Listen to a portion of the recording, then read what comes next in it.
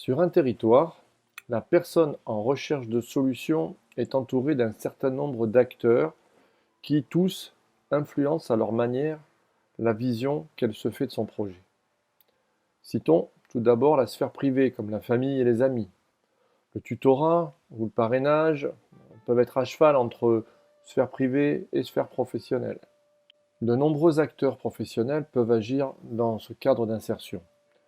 Le chargé d'insertion, l'AS, les éducateurs, les formateurs, les conseillers, etc. Tous agissent sur la situation de la personne et en agissant ainsi, viennent interagir sur l'ensemble du système. Dans ce contexte, la première façon de fonctionner consiste à raisonner en logique de service. Dans ce mode de fonctionnement, chaque service garde sa propre logique. L'AS va proposer un accompagnement social avec un objectif social. Le médecin va amener aux soins. Le conseiller emploi accompagner vers l'emploi. L'éducateur ou le coach sportif mettre en place les éléments, l'accompagnement pour que la personne aille mieux ou progresse au niveau du sport.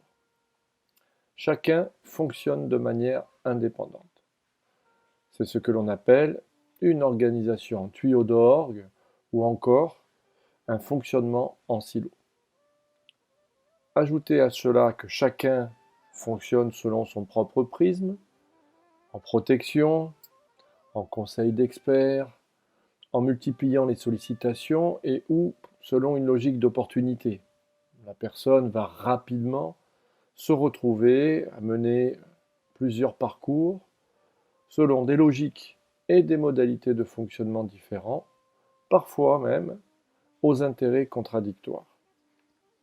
Charge de travail importante, dissonance dans les informations, disparité des objectifs, perte de sens, tout cela risque d'amener à une impasse.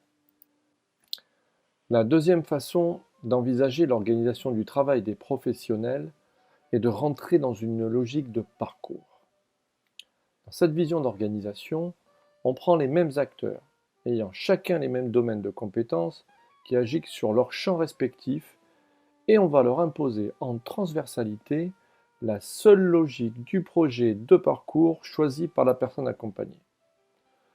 C'est l'objectif unique du projet qui s'impose aux acteurs et non l'inverse.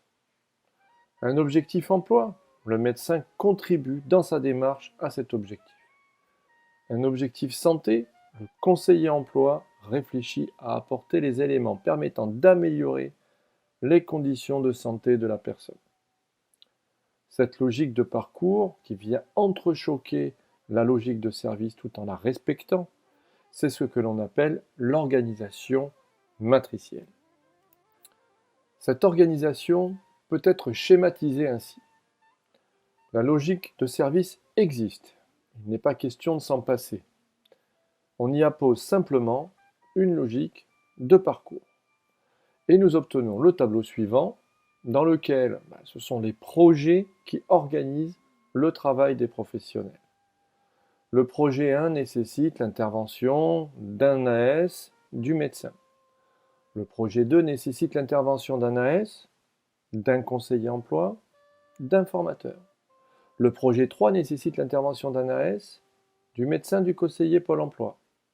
Chacun des projets est piloté par la personne accompagnée, qui reste spécialiste du fond et maître de ses décisions, et accompagné par un pilote chargé de coordonner les interventions, faciliter la collaboration, aider la personne dans ses choix. Dans cette logique, le pilote de parcours peut être un des acteurs du projet ou un acteur spécifiquement mandaté pour tenir ce rôle le temps du projet de parcours. On le voit, la logique de projet vient compléter, voire perturber la logique de service. Évidemment, cela ne se fait pas sans heurts, tant parfois les logiques peuvent être contradictoires. Il est donc nécessaire que l'organisation générale soit bien pensée et actée. À l'organisation de service, constituée de chefs de service et de direction, On doit proposer une organisation de projet dans laquelle le directeur de projet sera appelé selon les dispositifs, coordinateur, correspondant ou autre chargé de mission, et une instance de décision appelée comité de pilotage ou commission ou équipe pluridisciplinaire. À noter que les membres des directions des services sont présents dans cette instance. La logique de parcours doit être ainsi fortement structurée pour pouvoir interagir face à la logique de service. On retrouvera autour du pilote de parcours, mandaté par la personne et par l'instance de décision pour accompagner le projet de parcours, les opérateurs nécessaires au projet, le correspondant chargé de le superviser et de faire les liens avec les chefs de service. L'équipe pluridisciplinaire dans laquelle la personne pourra être présente prendra les décisions importantes. Le démarrage, le financement, le choix des propositions d'action par exemple. On le voit, le pilotage de parcours procède d'une organisation structurée qu'il est nécessaire de penser spécifiquement.